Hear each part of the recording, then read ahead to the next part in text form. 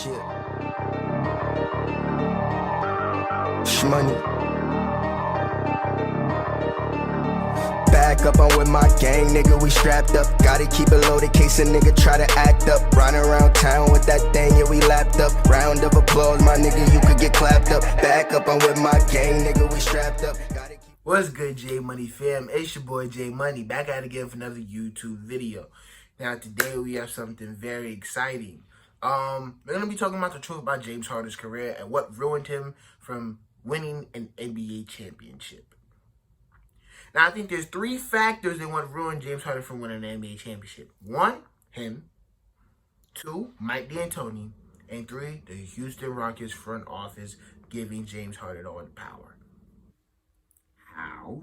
Well, I'll be explaining that in the video. So without further ado, let's get right into the video. Alright, first things first. We're going to talk about how James Harden ruined his own career. He ruined his own career by asking for Russell Westbrook. How is asking for Russell Westbrook ruining your own career? And I'm not going to go the route that a lot of other people are going. A lot of other people are going the route of, oh, he ruined his career by asking for Russell Westbrook because they don't fit well and yada, yada, yada. Which, yes, that does play a part in it. But, however, there is other things that are stronger that I really see as the issue. What I see is why asking for Russell Westbrook ruined his career and how he did it to himself. Look at what they traded for Westbrook. Not what Westbrook gave them, look what they traded for him. Sorry about that. I'm sorry.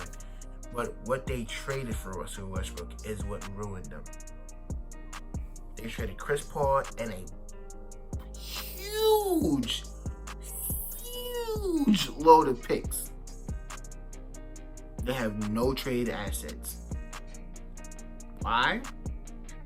Look at the team. Look at the roster. What trade assets do they have? Like John Wall? Not this season. Maybe next. Christian Wood? Why would they trade their only young player on the team? James Harden? Nobody wants him. They have no trade options now. And even if you go back to when they first got Russell Westbrook and they didn't trade Clint Capella, their only trade asset was Clint Capella himself. Everybody knew they're not going to trade James Harden at that point in time. Now they're trying to, but nobody wants him. That simple. So what you're going to do is you're going to trade Clint Capella, your own trade asset, for what? You traded him for nothing. You literally traded him for nothing. Why? Because now look at your team. You have nothing. You have no center. So now you got to go out there and get a center, which you did with DeMarcus Cousins and Christian Wood. You have no playmaker. I mean, not a playmaker. You have a playmaker, but you don't have no rim protection, no rebounder other than Russell Westbrook. Like, come on, bro. Stop it. You made this team trade all their assets for Russell Westbrook. Yeah, that was super smart, James Harden. Why would I do that? And again, like other people are saying, their playstyles don't mesh. Now you could say some players have made their playstyles mesh before that looked on paper like they didn't mesh. For example, LeBron James and Dwayne Wade.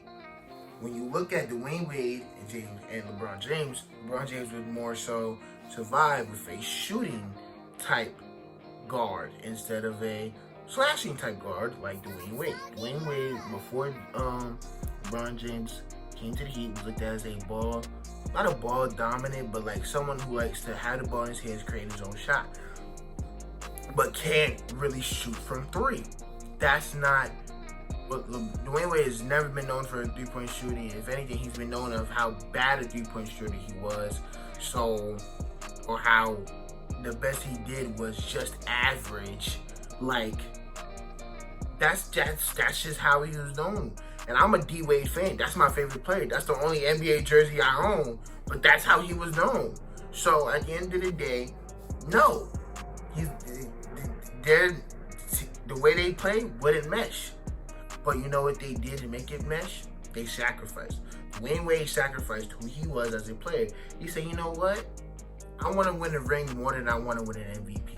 I want to win a ring more than I make an All-Star appearance. I want to win a ring more than I do any, which he still made All-Star appearances and stuff. But, you know, Dwayne Wade could have gave up some of the things that made him such a great player so that who would be the number one option. He made sure LeBron James was the number one option.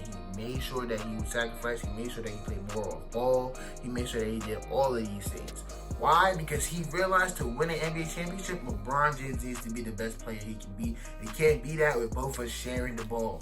I need to be more off ball so LeBron James can be the sole ball handler. Not the sole ball handler, but you know, the main ball handler instead of us trading. You feel me? That's how it worked. And it almost worked like that with James Harden and Chris Paul. You see how that works? You see how they made it way further than they did with James Harden and Chris Paul than they did with Russell Westbrook and James Harden? Why is that?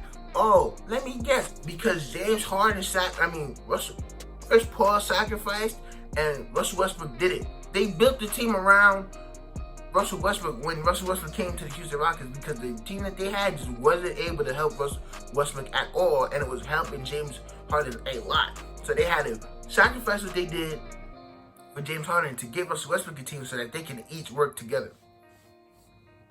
Yeah, that made a lot of sense, Houston. That made super much sense, which gives me into my next point. How did the front office ruin James Harden's career and their own team by doing it? By giving James Harden power. The answer is literally inside the question. They gave James Harden all the power.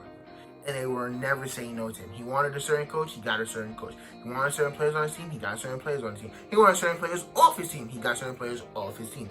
He wanted what he wanted, he got it. And the Houston Rockets weren't going to say no to him. So with that being said, James Harden felt like he could do whatever he wanted, and the Houston Rockets were going to oblige him. Why? Because he was their superstar. So obviously they were trying to make him happy. But James Harden's never going to be happy until he wins a championship. And what the Houston Rockets were doing was making him not win the championship. Why? Look at the things that they constructed around James Harden. The only time I say they did the right thing was by getting Chris Paul. Why? Because they made the Western Conference Finals and pushed him to a Game 7.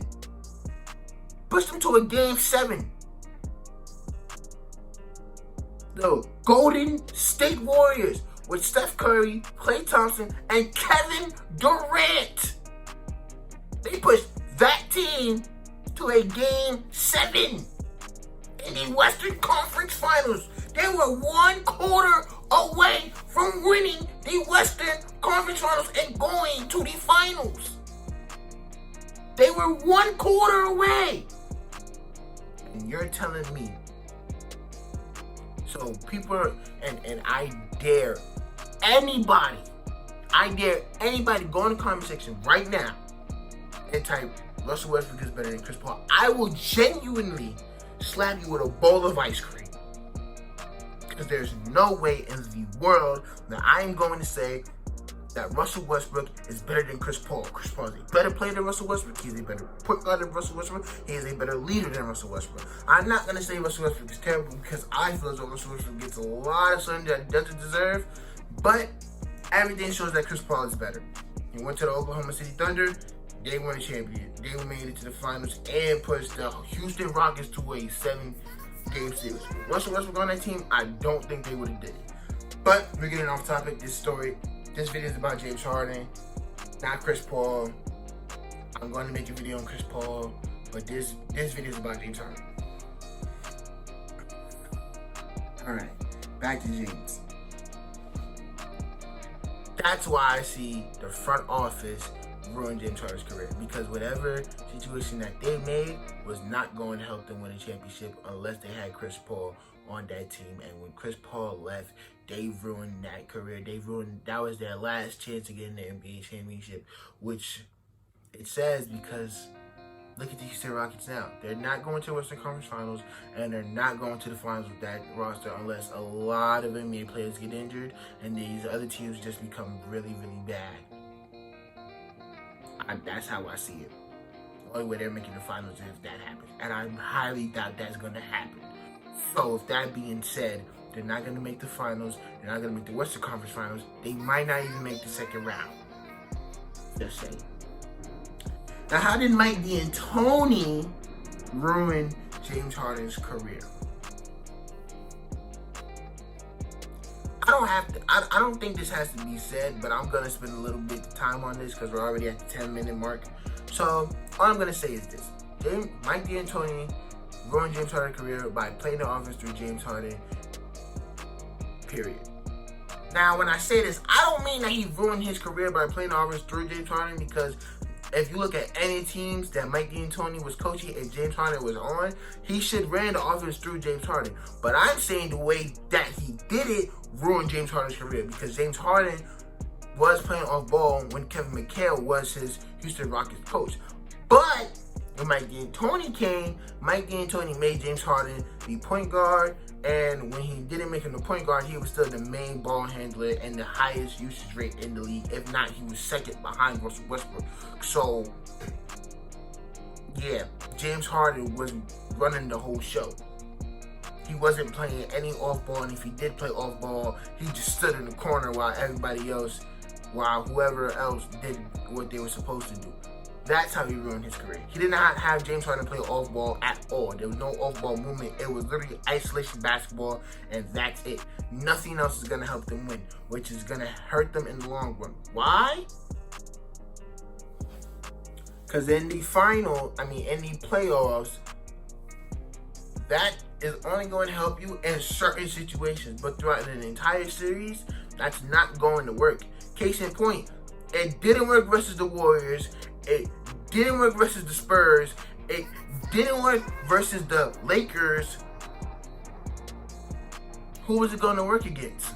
These lower NBA teams that are just worse than the Houston Rockets, the Jazz. They weren't better than the Houston Rockets. They had no chance of beating the Houston Rockets. Why? They didn't have the team to beat the Houston Rockets. So no, that doesn't count. I'm not gonna count that. Why? Because they just didn't have the offensive power. They didn't have the power to beat the Houston Rockets. They just did it. So no, that doesn't count. That doesn't matter. They barely. No. You don't get that. You don't get that, James. I'm sorry. No, you don't get that. No, you don't get that. Sorry. So, back to what I was saying.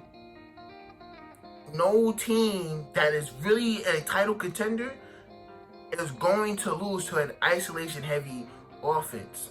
I'm not saying don't play isolation.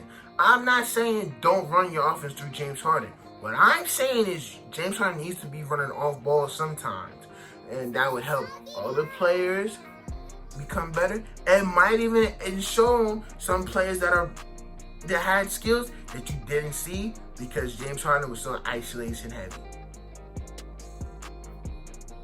You see what happens when James Harden plays off ball?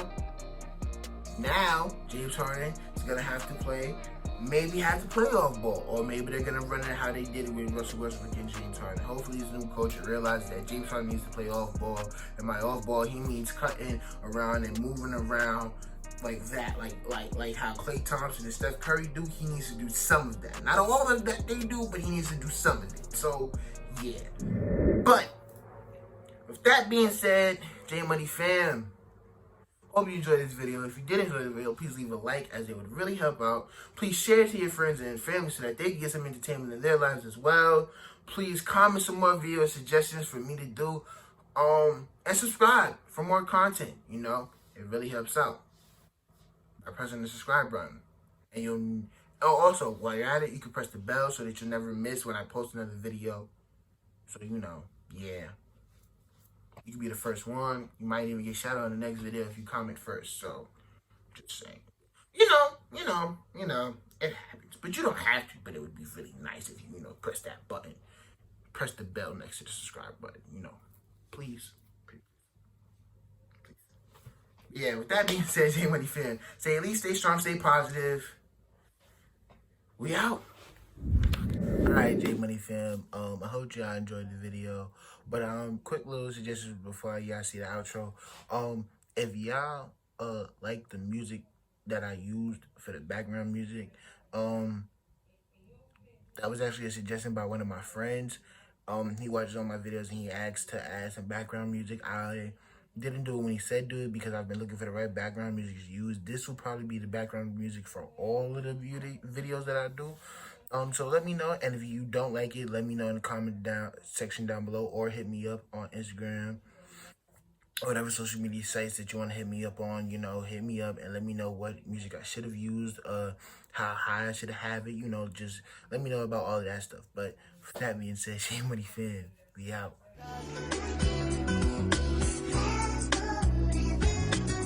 I've been feeling kamikaze. I don't feel safe unless a chopper right beside me.